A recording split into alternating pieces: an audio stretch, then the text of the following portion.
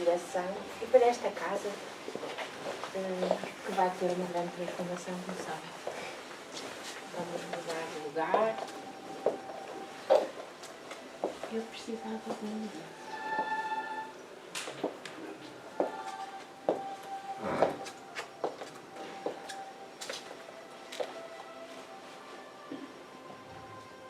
Tiramos esta frase de um livro de Chico Xavier, Murmurações, pelo Espírito Emmanuel, que nos diz: feliz ano de 2024, com esperança e renovação.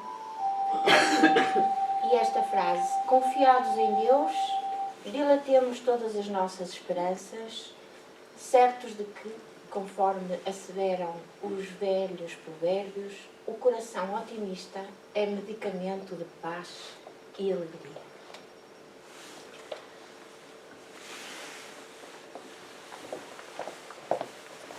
Vamos começar então por ler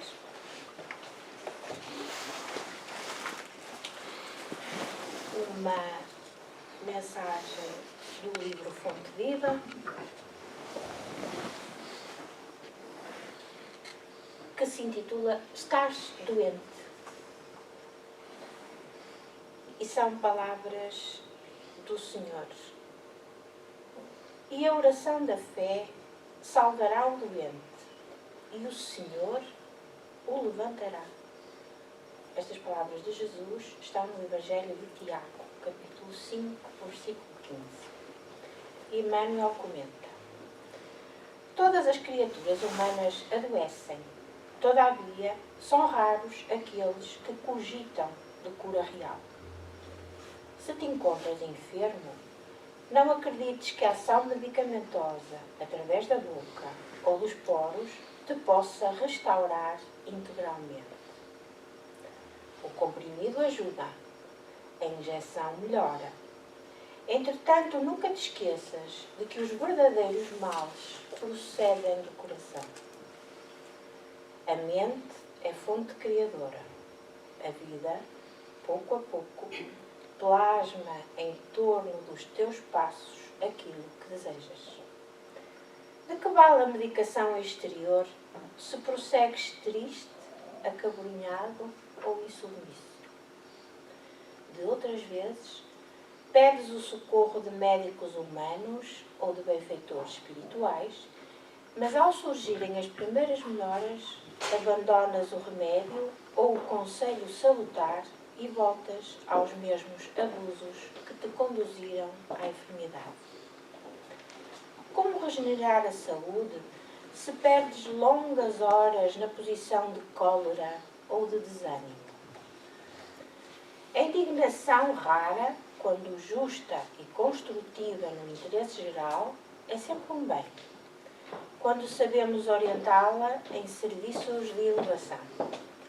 Contudo, a indignação diária, a propósito de tudo, de todos e de nós mesmos, é um hábito pernicioso de consequências imprevisíveis. O desalento, por sua vez, é um clima anestesiante que entorpece e destrói. E que falar da maledicência ou da inutilidade com as quais despendes tempo valioso e logo em conversação infrutífera, extinguindo as tuas forças? Que gênio milagroso te doará o equilíbrio orgânico se não sabes calar, nem desculpar, se não ajudas, nem compreendes, se não te humilhas para os desígnios superiores, nem procuras harmonia com os homens. Por mais que se apresentem socorristas da terra e do plano espiritual em teu favor, devoras as próprias energias, vítima imprevidente do suicídio indireto.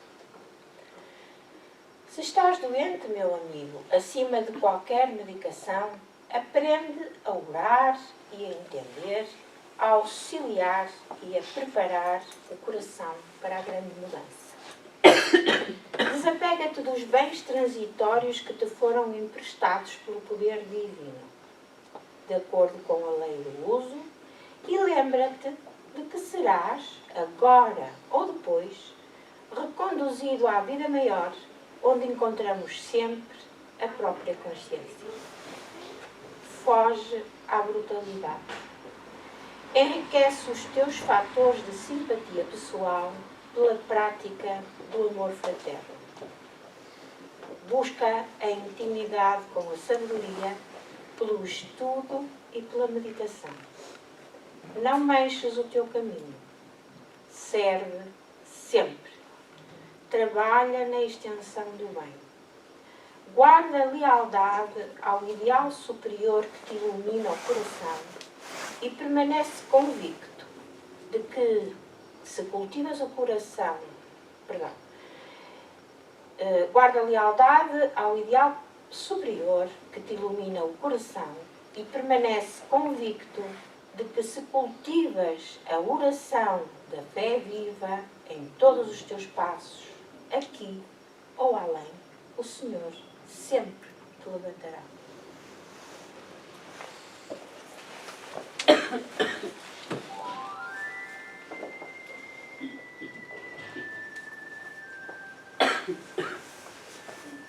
E depois desta mensagem tão bela e com tanto motivo de reflexão,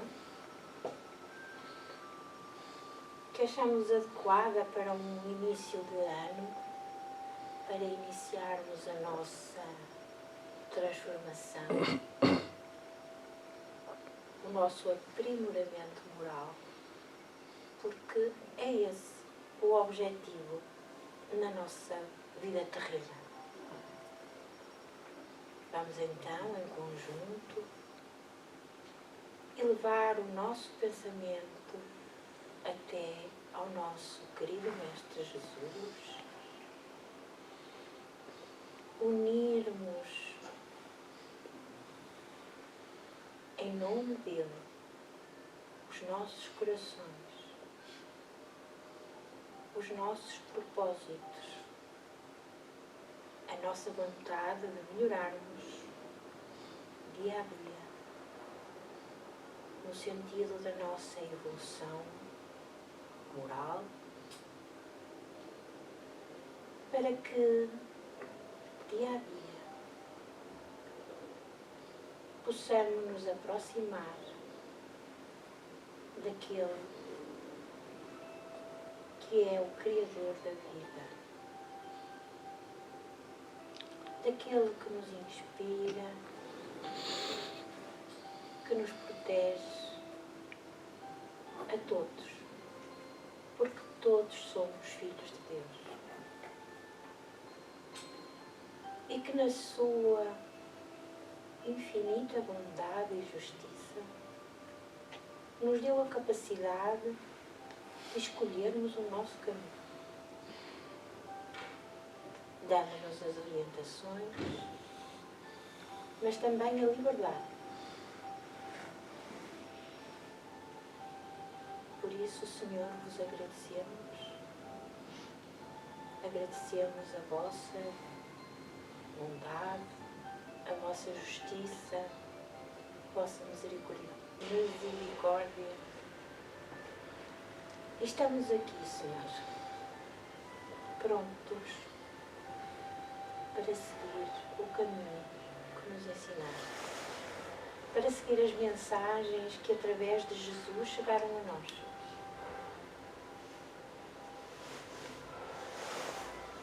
Por isso, Senhor, te louvamos, te agradecemos e, por fim, te pedimos que ajudes todos aqueles que se encontram em situações difíceis, que atravessam momentos de grande adversidade nos dois planos da vida. Pedimos-te, Senhor, pela paz no mundo, para que os homens se entendam, para que os homens compreendam que são irmãos e que a paz e a harmonia seja o seu principal objetivo.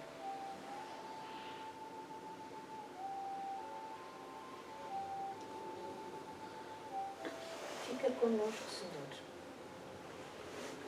Auxilia-nos a todos a seguir o teu caminho, a vencer as tentações, sem nos desviarmos do bem. Graças te damos por tudo, Senhor. Muito obrigada.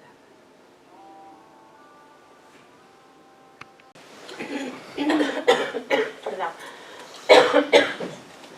Mais uma vez, bom dia a todos. Gostaria de saber se está aqui alguém pela primeira vez na casa. Tudo pessoas conhecidas. Bom, então, esta mensagem de bom ano. Hoje é dia de Reis. Desejos de um bom ano para todos.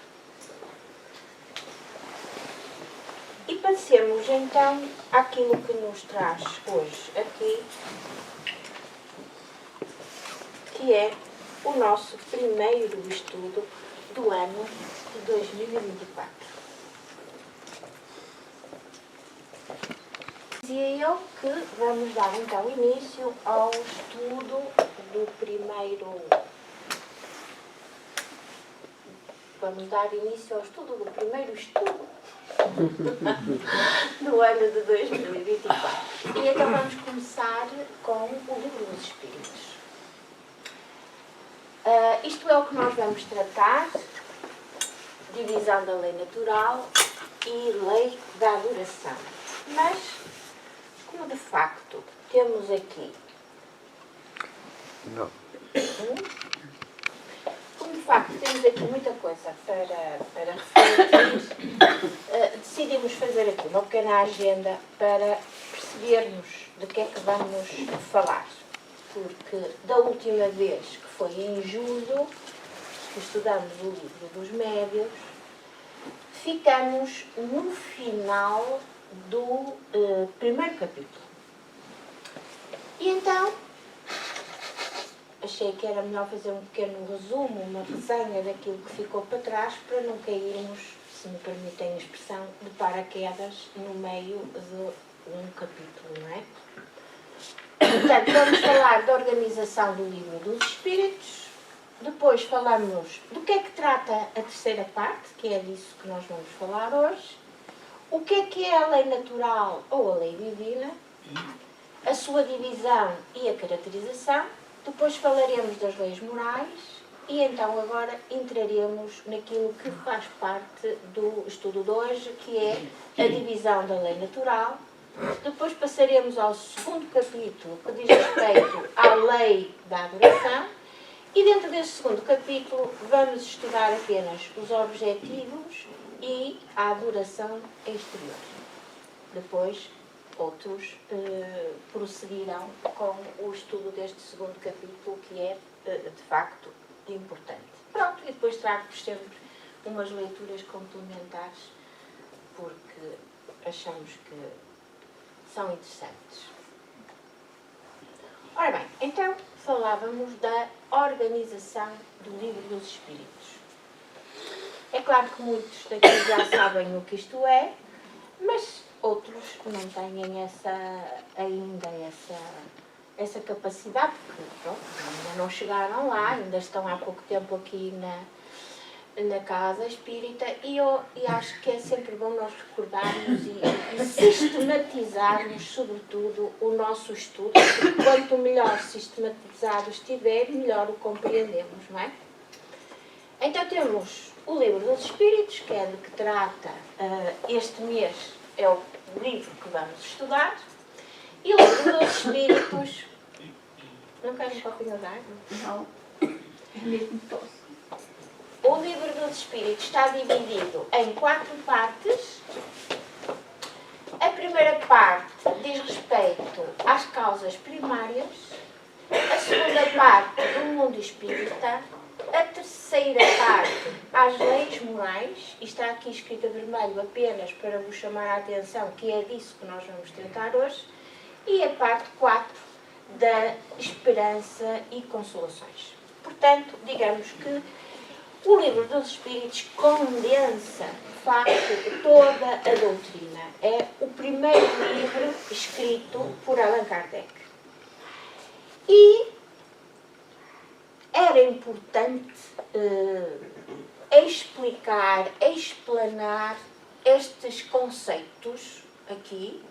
E então Allan Kardec vai escrever, ditado por vários espíritos, como assim acontece, e vai desenvolver cada uma destas partes através de livros. E assim temos na parte 1 das causas primárias, provém o livro A Gênese, da parte 2 do Mundo Espírita, o Livro dos Médiuns, da parte 3 das leis morais, já estamos mesmo a ver que é o Evangelho segundo o Espiritismo, porque aqui está contido todas as leis de conduta moral, e por fim, das esperanças e consolações, temos este assunto melhor explicado no livro Céu e Inferno. E, portanto, aqui temos os livros da codificação. O Livro dos Espíritos, Gênesis, Livro dos Médiuns, Evangelho, Céu e Inferno. Os 5 livros da codificação, e é isso que nós temos vindo a estudar. Mensalmente estudamos cada um deles. Portanto, dissemos que o que se trata hoje aqui é do estudo da terceira parte do livro dos Espíritos. E então, o que é que esta parte do livro trata?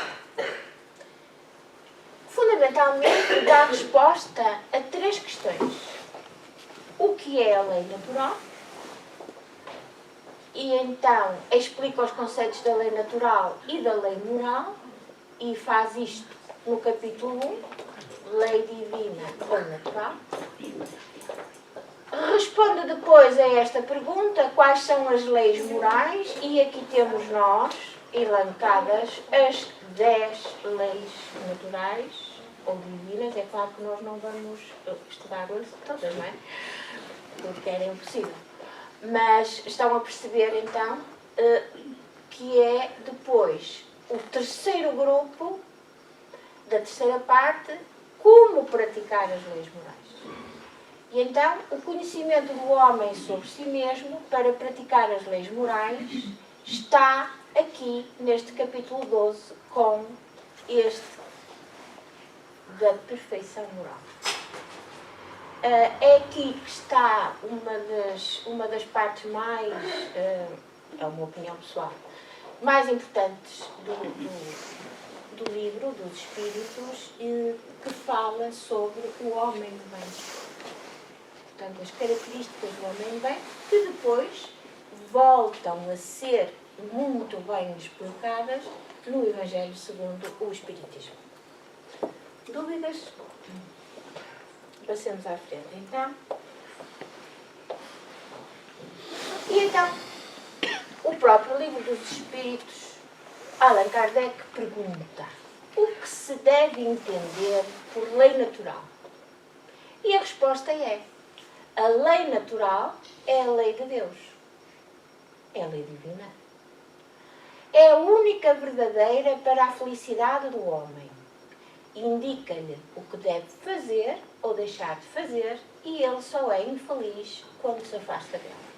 Portanto, aqui está a primeira explicação do que é a lei natural. A lei natural ou lei divina são sinónimos, são aquelas leis mais orientadoras, digamos assim, que nos levam, de facto, àquilo que todos nós procuramos na vida, que é a felicidade.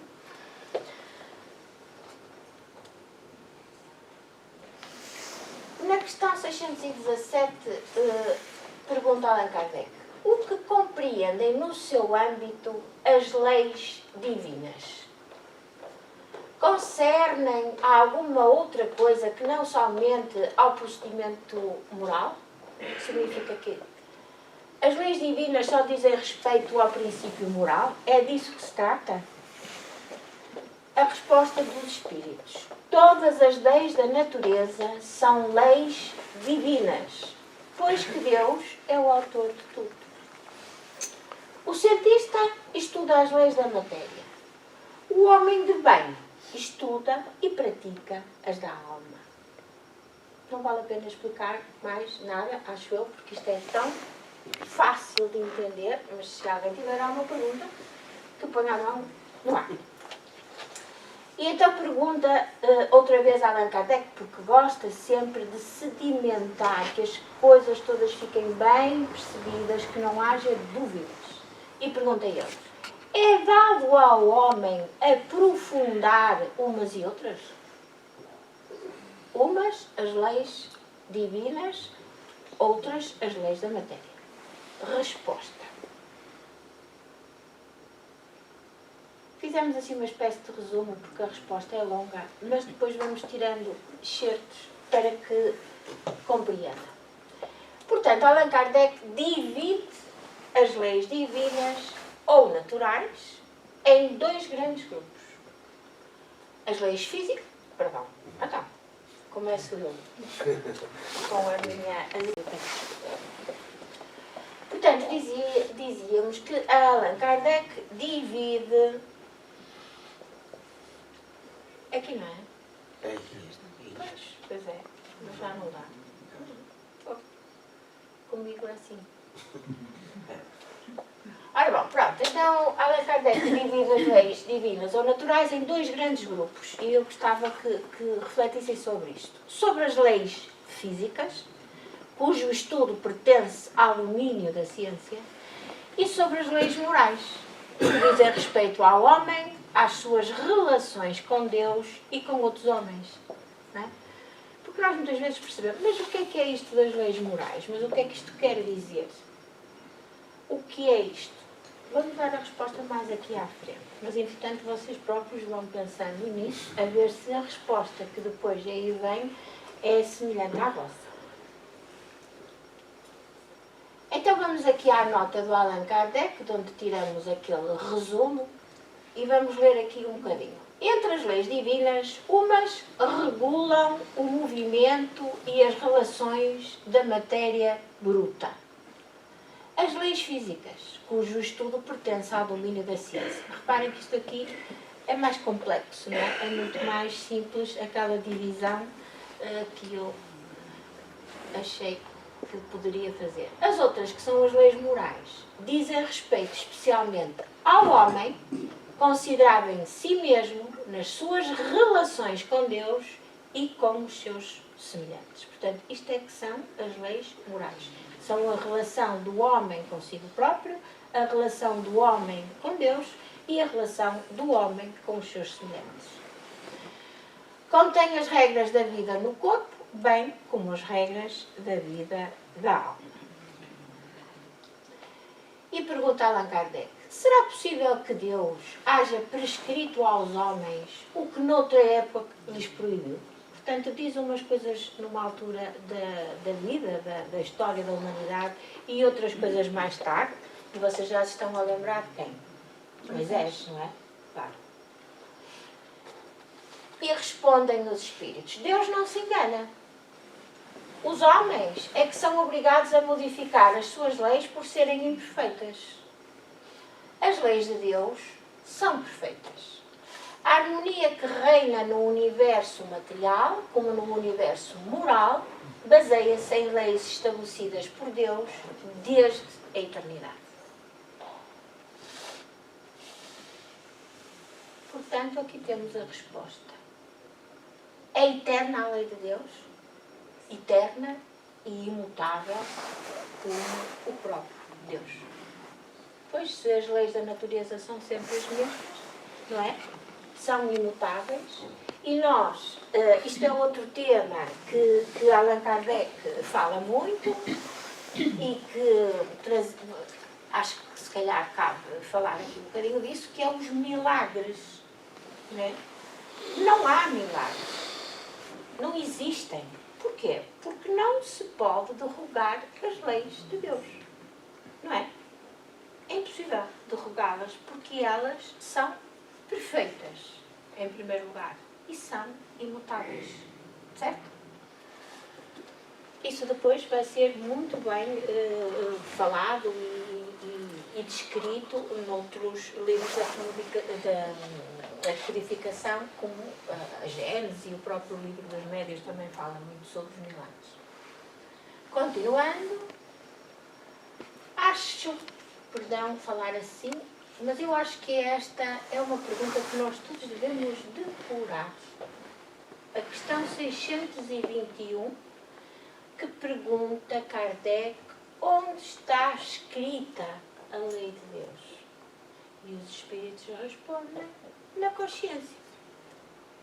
Na consciência de cada um. De cada um de nós está lá insta a lei de Deus.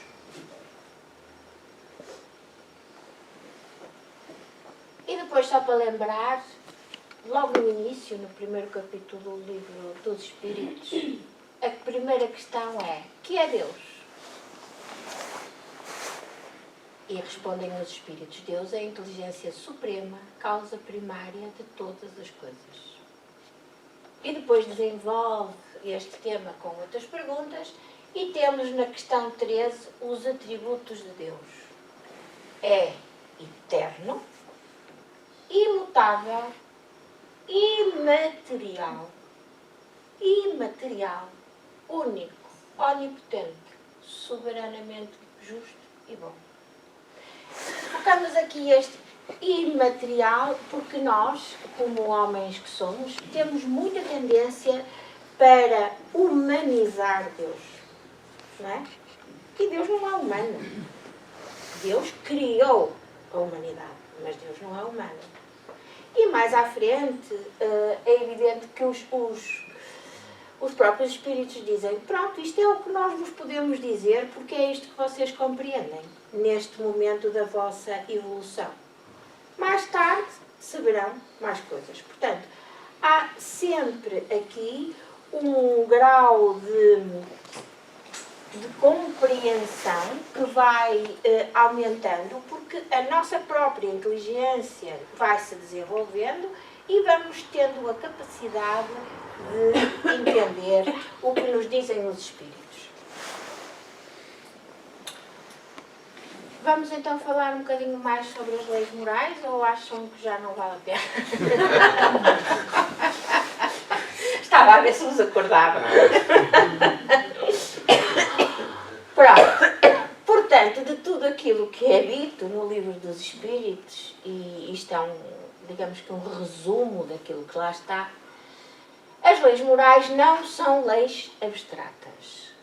Indicam como o homem deve proceder e dizem respeito à conduta dos espíritos. Ou seja, dizem respeito à conduta dos espíritos. Reparem bem, espíritos encarnados, como o homem, na vida terrena ou na vida em qualquer outro dos mundos, e também àqueles espíritos que vivem na vida espiritual, perdoem-me o pleonasmo, mas é isso. Portanto, as leis morais dizem respeito à conduta do espírito, certo? Não se trata de leis físicas, e colocamos aqui aspas, sobre os espíritos, sobre o seu corpo espiritual ou perispírito, nem ainda sobre a matéria que compõe o mundo dos espíritos. Ok? Pela primeira vez na história da humanidade, a moral é apresentada como a condição única e verdadeira para a felicidade dos espíritos. É Jesus que nos traz esta mensagem. É a primeira vez que esta mensagem é dada a conhecer à humanidade. Kardec divide as leis morais em 3 partes. E isto também é importante. Os deveres do homem para com Deus, os deveres do homem para consigo mesmo e os deveres do homem para com o próximo. Tão simples quanto isto. Aqui está uma definição simples, compreensível e que é de facto aquela que nós devemos entender e que é fácil de perceber. portanto, são os deveres, em primeiro lugar, que nós temos com Deus, o nosso Criador, que nós temos com nós próprios. Não se esqueçam que as leis de Deus estão escritas na nossa consciência. Exatamente. E depois, os deveres que nós temos com o próximo. Amar o próximo como a ti mesmo. Não é? Pronto. E esta foi uma introdução um bocadinho longa, mas considerei que se calhar era oportuna. E nunca é demais, não é? Nós revermos estes conceitos para que eles fiquem, de facto, bem arrumados na nossa cabeça, porque são básicos. Então agora entramos finalmente no tema do nosso estudo de hoje e ainda no capítulo 1 da lei divina ou natural vamos estudar a divisão da lei natural. Então temos, na questão 647, a lei de Deus acha-se toda contida no preceito do amor ao próximo, ensinado por Jesus. A lei de Deus acha-se toda contida no preceito do amor ao próximo, ensinado por Jesus. E a resposta dos Espíritos é, certamente, esse preceito encerra todos os deveres dos homens uns para com os outros. É necessário mostrar aos homens a aplicação que comporta. De contrário, deixarão de cumpri-lo como o fazem presentemente. E é o que continuamos a fazer, não é? Dia a dia.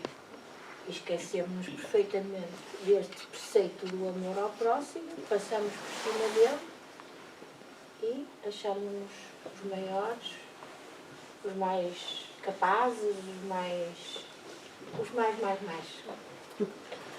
E continuamos a guerrear, a fazer guerras, a afastar-nos cada vez mais daquilo que Deus, através de Jesus, nos enviou como orientações da nossa vida. Ora bem, vamos continuar então com a questão 647, que diz: ademais, a lei natural abrange todas as circunstâncias da vida e tal preceito compreende só uma parte da lei. Aos homens são necessárias regras precisas. É como nós fazemos com quem? Com as crianças. Temos que lhes dar regras precisas para que eles tenham determinado comportamento. E nós também somos ainda crianças, como espíritos, não é? Fomos criados simples, ignorantes, vamos percorrendo o nosso caminho e vejam como nós ainda estamos longe, mas muito longe, de atingir aquele grau de perfeição que alguns de nós achávamos que já tínhamos atingido. Eu incluída. Ainda me lembro do Casimiro, não é? Naquelas primeiras aulas, de dizer assim, então vocês, o que é que acham? Nós achávamos que éramos muito bonzinhos e que estávamos a passar a risa. Bom, aos homens são necessárias regras precisas. Os preceitos gerais e muito vagos deixam um grande número de portas abertas à interpretação. E é verdade. Ainda hoje, nós temos muitas, digamos que, religiões, não é? Porque são interpretações diversas, são interpretações diferentes das mensagens que Jesus nos deixou. E eles estão agarrados àquela verdade absoluta e assim continuam. Pronto, um dia chegará o momento, não é? De se fazer luz e de facto terem consciência que aquilo que acreditam de facto não é bem assim.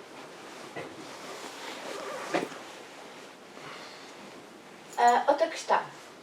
Que pensais da divisão da lei natural em 10 partes? Que vocês já sabem quais são. Muito bem.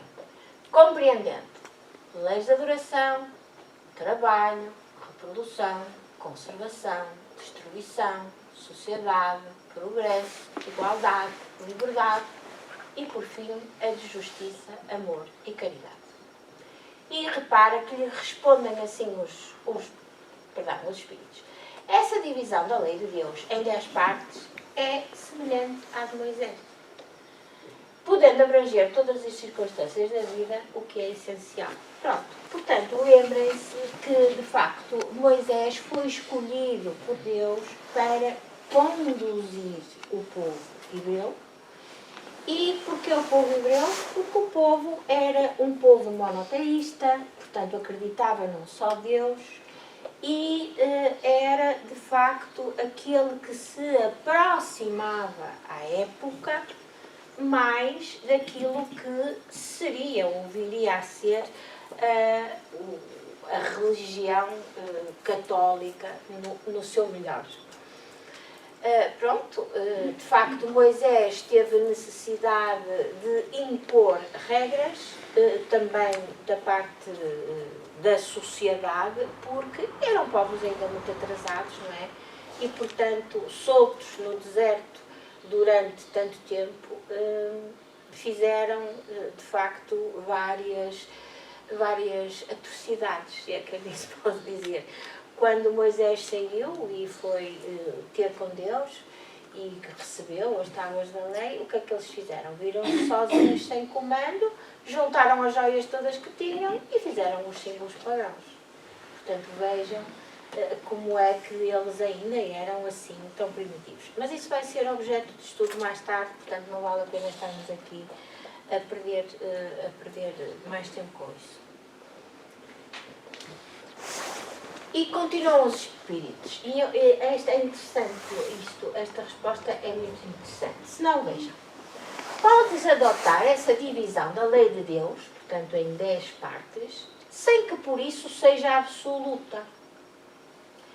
Como não o são nenhum dos outros sistemas de classificação.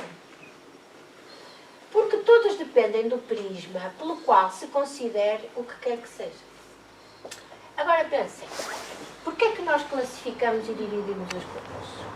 Nós dividimos e classificamos porque é uma forma de melhor as entendermos. Não é? Nós não temos ainda essa capacidade da visão do conjunto. E, portanto, dividimos.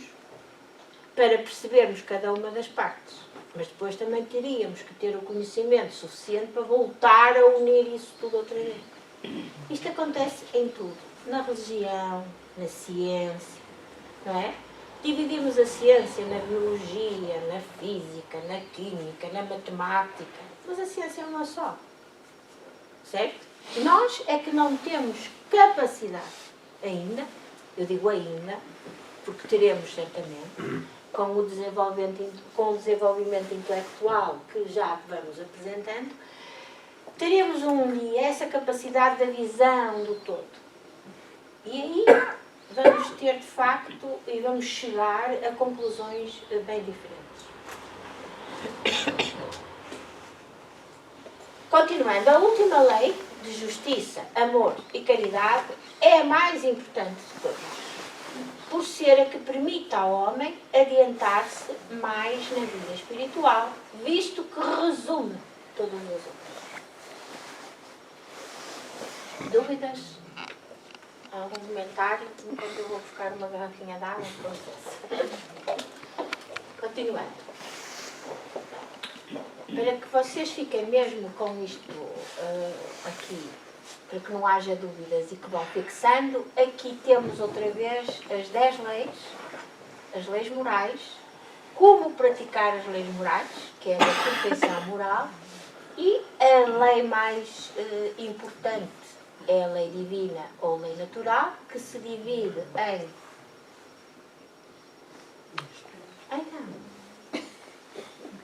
Oh, meu Deus. Em leis físicas e em leis morais, certo? Pronto. Portanto, as físicas são do domínio da ciência e as morais aqui estão todas elencadas. Gostaria de dizer uma coisa, responder à sua pergunta, que acho que é interessante porque Reparem, a ciência foi-se desenvolvendo e, sobretudo, no século XIX, não é? O iluminismo fez uma coisa que hoje em dia já, felizmente, não se pensa assim. Achava-se que a ciência e a religião eram irreconciliáveis. E porquê? Porque a religião tinha dogmas. E os dogmas são coisas, digamos que são assuntos, são objetos que não, de estudo, que não se explicam. A ciência não pode aceitar dogmas. Certo? E então, a ciência zombava da religião, a religião afetada com essa zombaria, lançava os anátemas à ciência e assim passou-se para as pessoas, para a humanidade, para a sociedade em geral, que uma e outra eram irreconciliáveis. Hoje em dia já não se pensa assim. Porque, de facto, estas grandes descobertas que temos tido falha quando procuramos a origem. Não é? E, por outro lado, aparece o Espiritismo, no final do século XIX, que faz o elo entre a ciência e entre a religião. É a fé raciocinada. O próprio Espiritismo utiliza para explicar, nomeadamente os milagres e tantas outras coisas que nós não entendíamos até aí, utilizam um método científico. Certo? Utilizam mesmo o método da ciência. E reparem, quem é que foi encarregado de codificar o Espiritismo? Um homem de ciência. Allan Kardec era um homem de ciência. Pedagogo, certo? Botânico, com muitas noções médicas de anatomia. Portanto, ele era, de facto, um indivíduo muito bem preparado do ponto de vista científico. E por isso foi escolhido, porque nada disto é por acaso, como podem entender. Desculpe, eu interrompi.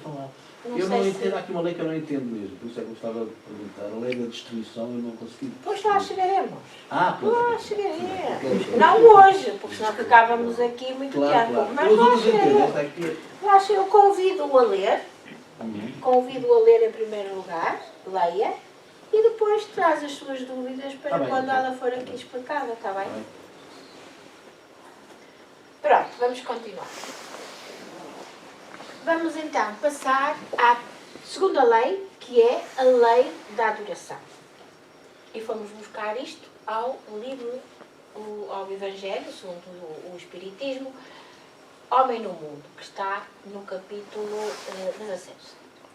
Em tudo o que fizerdes, remontai à fonte de todas as coisas, para que nenhuma das vossas ações deixe de ser purificada e santificada pela lembrança de Deus. Então, qual é o objetivo da lei da adoração? Em que consiste a adoração? Isto é, Allan Kardec faz sempre as perguntas-chave. Em que consiste a adoração? Resposta: na elevação do pensamento a Deus. Pela adoração, o homem aproxima a sua alma de Deus. É difícil este conceito? Já não é, pois não? Então, o que é que nós podemos dizer? A adoração é a sintonia que nós necessitamos de ter com Deus, que é para nós o ser mais, o ser que todo-poderoso, omnipotente, que tudo sabe, que tudo explica. E nós necessitamos, todos os povos necessitaram ao longo da história de ter esta entidade que os protege, que lhes dá calma, tranquilidade, serenidade e que os ajuda a atravessar as adversidades da vida.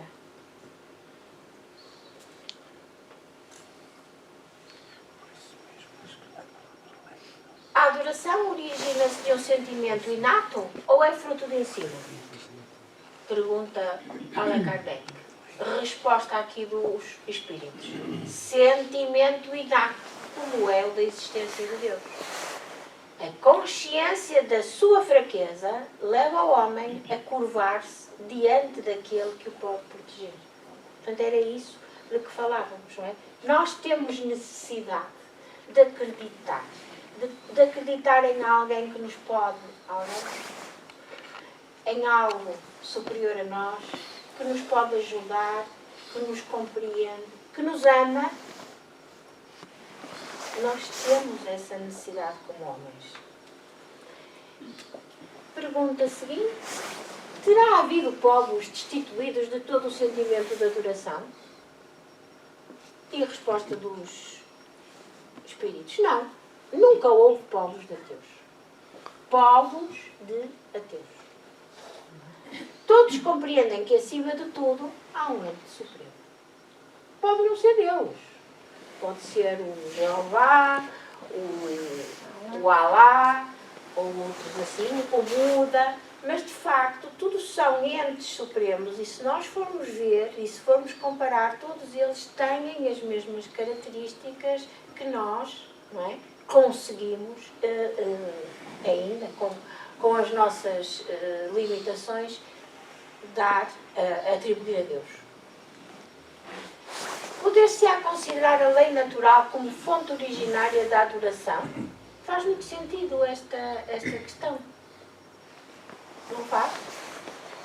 Considerar a lei natural como fonte originária da adoração. Portanto, a lei natural é a lei divina.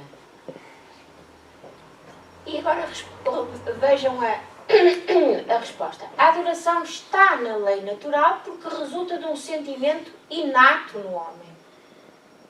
Por essa razão é que existe entre todos os povos, se bem que de formas diferentes.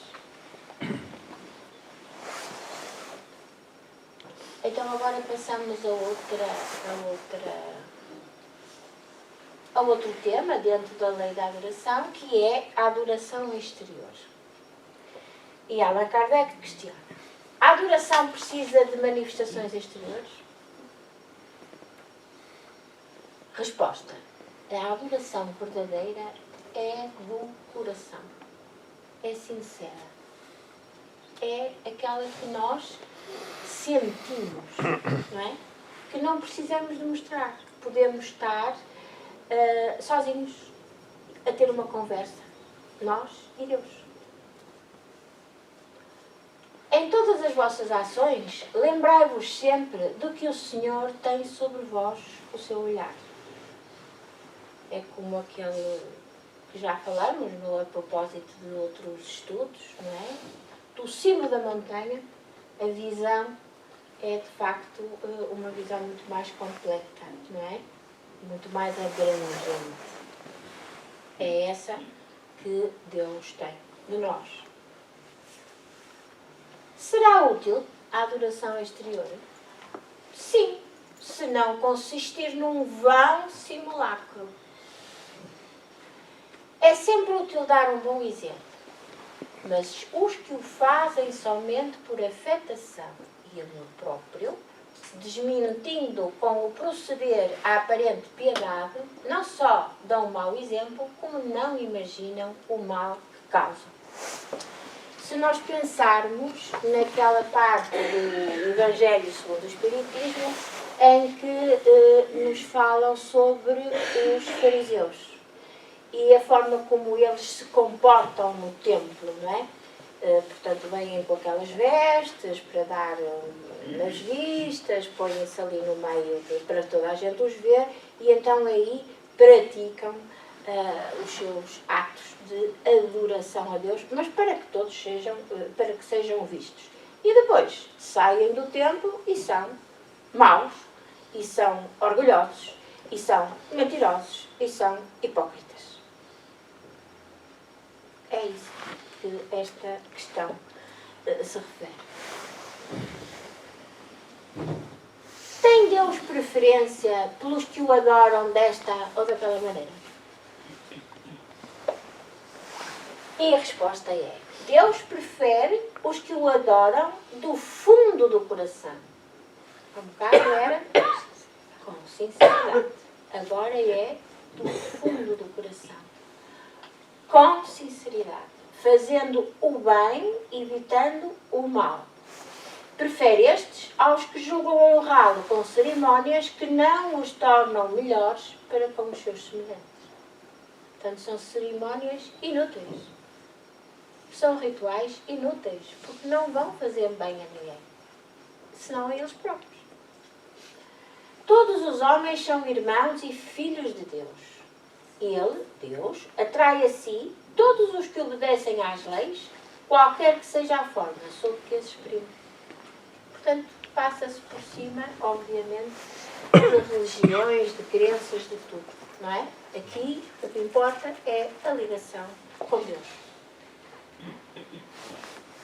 E mais, é hipócrita aquele cuja piedade se cifra nos atos exteriores.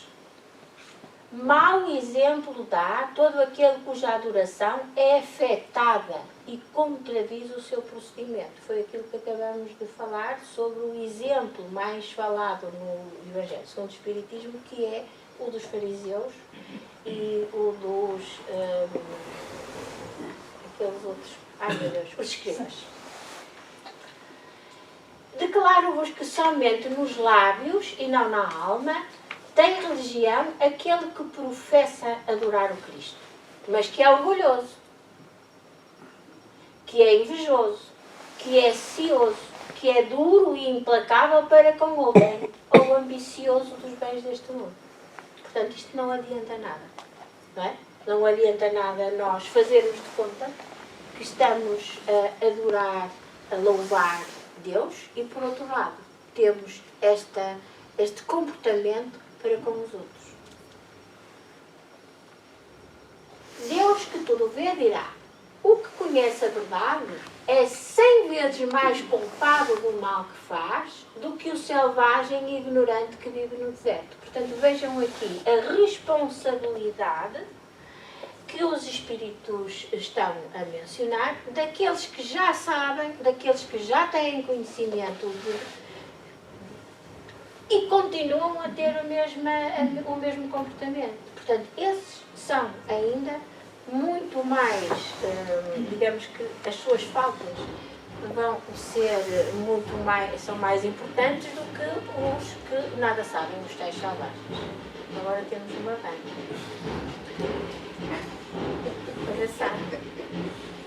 Portanto, Deus que tudo vê dirá: o que conhece a verdade é 100 vezes mais culpado. Portanto, a responsabilidade que cada um de nós tem sobre o seu comportamento e sobre as suas ideias, do que aquele que é ignorante e que vive no deserto, portanto, afastado de tudo e de todos. E como tal, será tratado no dia da justiça. E depois diz: se um cego, ao passar vos derruba, perdoá-lo-eis. Se for um homem que vê perfeitamente, queixar-vos-eis, e com razão. Pronto, dá assim estes exemplos que é para nós percebermos melhor. A resposta à pergunta 654 continua.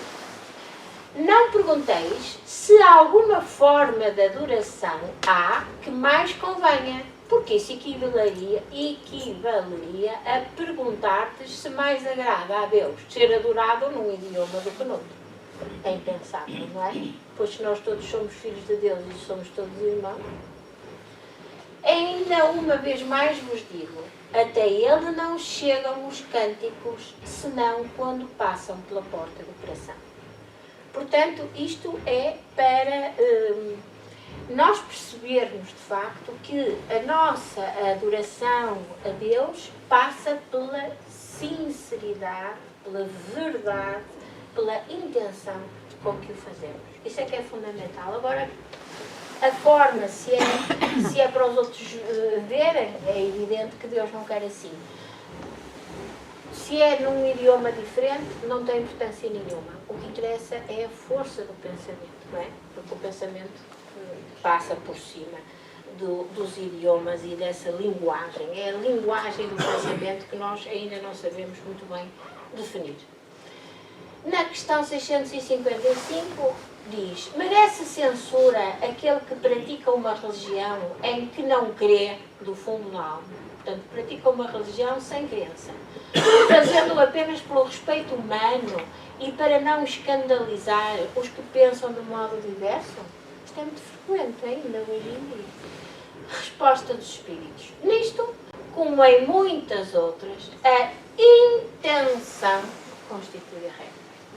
Portanto, intensidade, pureza, sinceridade e aqui a intenção. Não procede mal aquele que assim fazendo só tem em vista respeitar as crenças de outrem. Procede melhor do que aquele que as ridicularize, porque esse sim falta à caridade.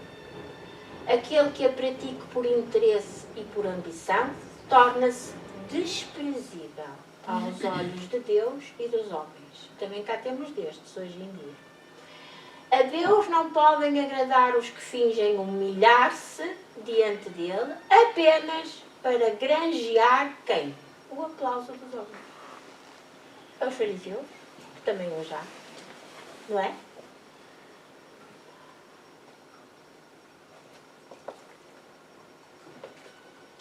Agora, depois aqui outra questão, estamos a chegar ao fim. Na 656, a questão é: a adoração individual será preferível à adoração em comum? E os espíritos respondem: os homens reunidos pela comunhão dos pensamentos e dos sentimentos têm mais força. Portanto, há aqui uma união de energias positivas, certo? E têm mais força para atrair a si os espíritos bons. O mesmo se dá quando se reúnem para adorar a Deus. Todavia, não creias que menos valiosa seja a adoração individual, pois que cada um pode adorar a Deus pensando nele. Olha que fácil. É fácil, afinal, não é? É apenas nós querermos, pensarmos, elevarmos o nosso pensamento e teremos, de facto, a união com Deus. E por fim temos a vida contemplativa. E pergunta Kardec: os homens que se consagram à vida contemplativa não fazendo nenhum mal, e só pensando em Deus, têm algum mérito? Resposta: não. Porque se é certo que não fazem o mal, também não fazem o bem. Portanto, são inúteis. Esta é forte. Muito forte. E continua: ademais, não fazer o bem já é um mal. Portanto, aqueles que nada fazem: eu não prejudico ninguém, não faço mal, mas também não faço bem. Portanto, é inútil. Certo? Deus quer que o homem pense nele, mas não quer que só pense nele, porque impôs-lhe deveres a cumprir na terra. E se lhe impôs deveres a cumprir na terra, estas pessoas que se dedicam apenas à meditação e à reflexão não cumprem aquilo que foi estabelecido. Quem passa todo o tempo na meditação e na contemplação, nada faz de meritório aos olhos de Deus. Vive uma vida toda pessoal, inútil à humanidade, e Deus pedir-lhe-á contas do bem que não houver feito. Questões? Não? Por exemplo,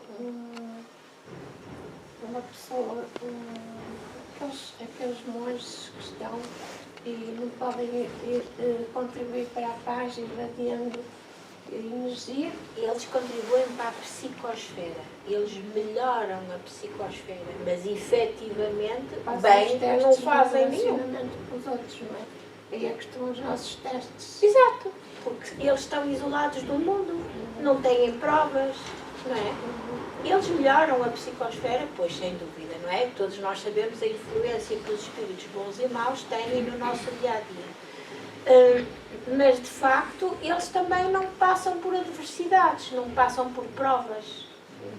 E E isso para Deus é que é importante, porque é através das provas e da forma como cada um de nós as ultrapassa que assim cresce, não é? E assim evolui.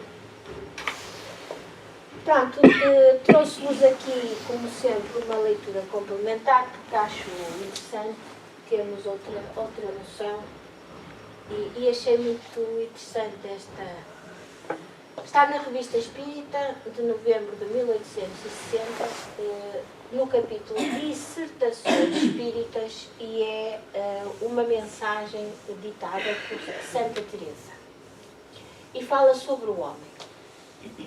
E diz-nos assim: o homem é um composto de grandeza e de miséria, de ciência e de ignorância. É na Terra o verdadeiro representante de Deus, porque a sua vasta inteligência abarca o universo. Soube descobrir uma parte dos segredos da natureza. Sabe servir-se dos elementos, percorre distâncias imensas por meio do vapor. Atenção que isto é de 1860, não é? Pode conversar com o seu semelhante de um antípoda ao outro pela eletricidade, o telefone, que sabe dirigir. Portanto, sabe dirigir a eletricidade. O seu gênio é imenso. Quando sabe de pôr tudo isto aos pés da divindade e render-lhe homenagem, é quase igual a Deus. Mas como é pequeno e miserável, quando o orgulho se apossa do seu ser, não vê a sua miséria, não vê que a sua existência, que é esta vida, que não pode compreender, e é um facto, nós não conseguimos compreender ainda a vida na sua totalidade. E, portanto, não vê quando a sua existência lhe é arrebatada, às vezes instantaneamente, apenas pela vontade dessa divindade que ele desconhece, pois não pode defender-se contra ela. É preciso cumpra a sua sorte. O homem que tudo estudou, tudo analisou, que conhece tão bem a marcha dos astros, que conhece tão bem a marcha dos astros, conhece por acaso a força criadora que faz germinar o grão de trigo que lançou à terra? Pode criar uma flor por mais simples e mais modesta? Não. Aí para o seu poder. Então, deveria reconhecer um poder muito superior ao seu. A humildade deveria apoderar-se do seu coração e, admirando as obras de Deus, praticaria um ato de adoração. E era isto que tinha para vos dizer hoje. Vamos então encerrar o nosso trabalho.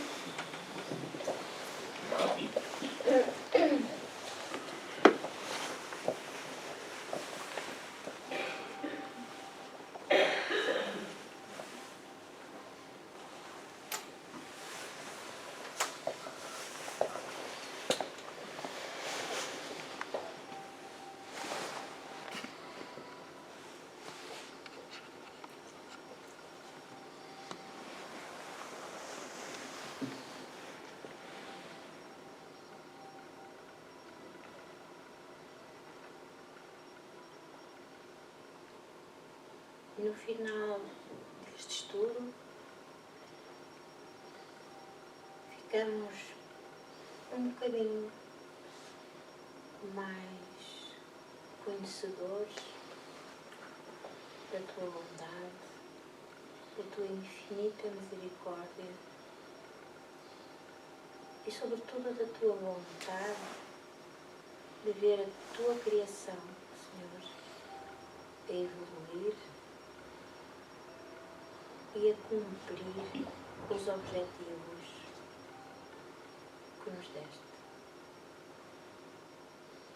Agradecemos-te por tudo o que tens feito por nós, por todos os momentos de adversidade, de felicidade e que estás sempre presente.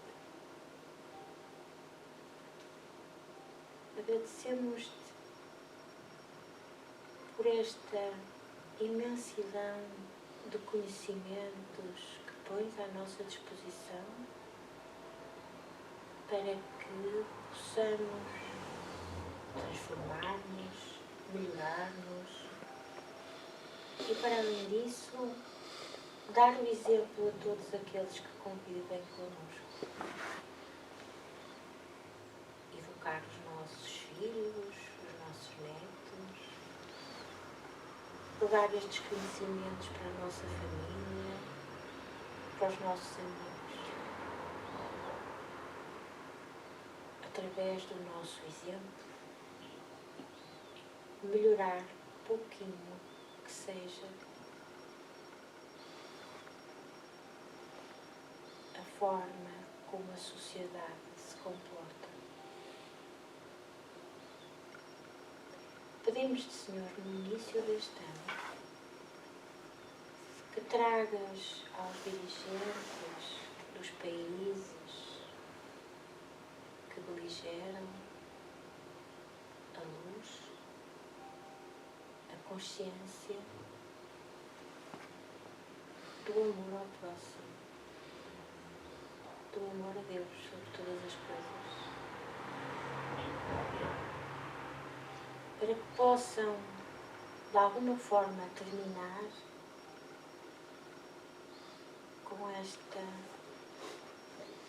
com este mal que ainda perdura. Que as nossas preces de todo o mundo se unam para que a psicosfera do nosso querido planeta se modifique, para que possamos atrair os bons espíritos, os espíritos superiores e que todos juntos possamos construir um mundo melhor. Por tudo te agradecemos, Senhor, e uma vez mais te pedimos que de volta aos nossos lares nos acompanhes, que abençoes a nossa família, os nossos amigos, os nossos companheiros e toda esta casa que nos recolhe, que nos acolhe e que tanta importância tem tido nas nossas vidas. Por tudo isto te agradecemos, Senhor. Fica connosco, hoje e todos os dias das nossas vidas. Muito obrigada.